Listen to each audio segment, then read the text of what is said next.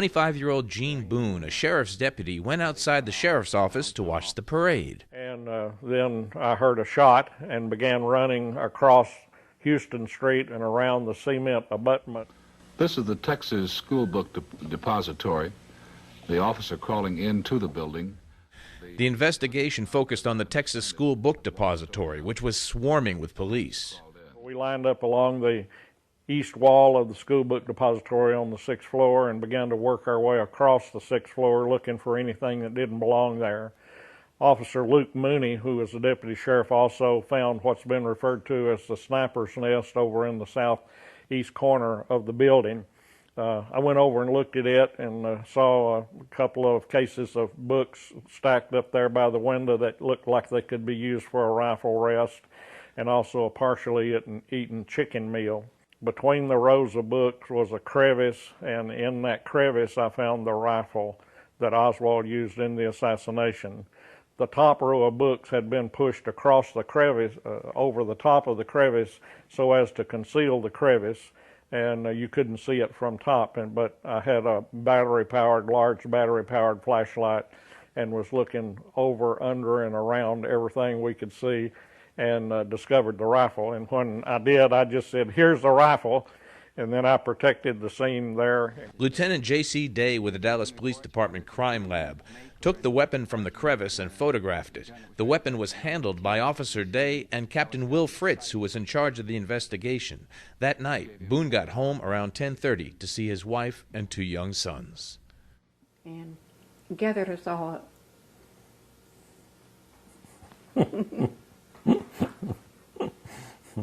And he was glad to be home. I think that was a day that changed the world. I think that we were, as a nation, we were pretty naive about things like that. We knew those things could happen, but we never thought that they could happen here.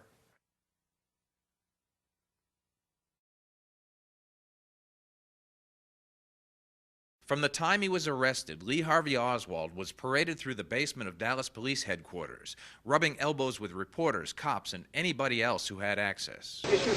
I didn't shoot anybody, sir. I haven't been told what I'm here for. One man who was always hanging around the police station was Jack Ruby, who owned the Carousel nightclub. Well, Jack was kind of a fixture around the courthouse and City Hall and the sheriff's office.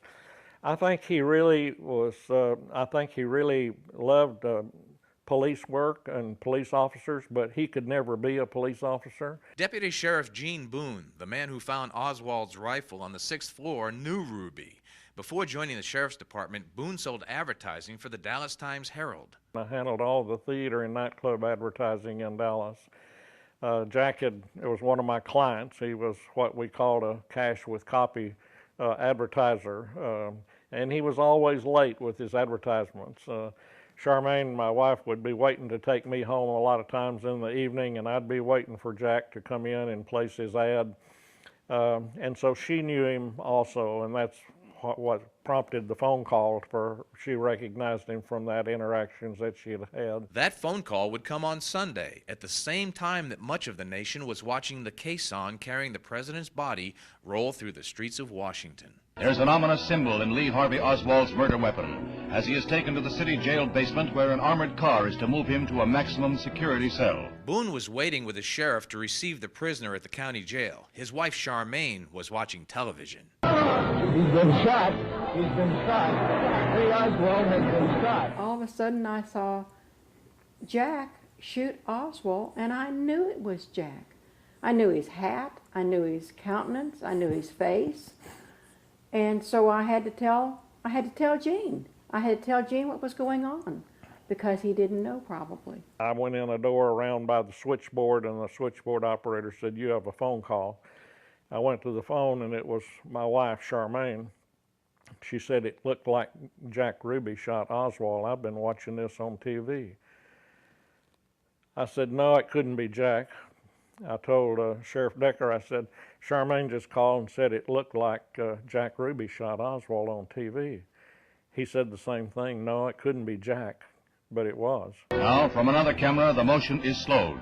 The murderer moves in, and here is the shame of all America as Jack Rubenstein takes the law unto himself. We, the jury, find the defendant guilty of murder with malice as charged in the indictment and assess his punishment at death. The jury decision was unanimous, but the verdict was reversed and a new trial was set. But it never happened because Jack Ruby died of cancer while in jail. And I really believe that he thought that he could shoot Oswald, that no jury would ever convict him, that, you know, the code of the West, the man that shot the man, you know, and he could go back and open up his carousel club and be the main attraction.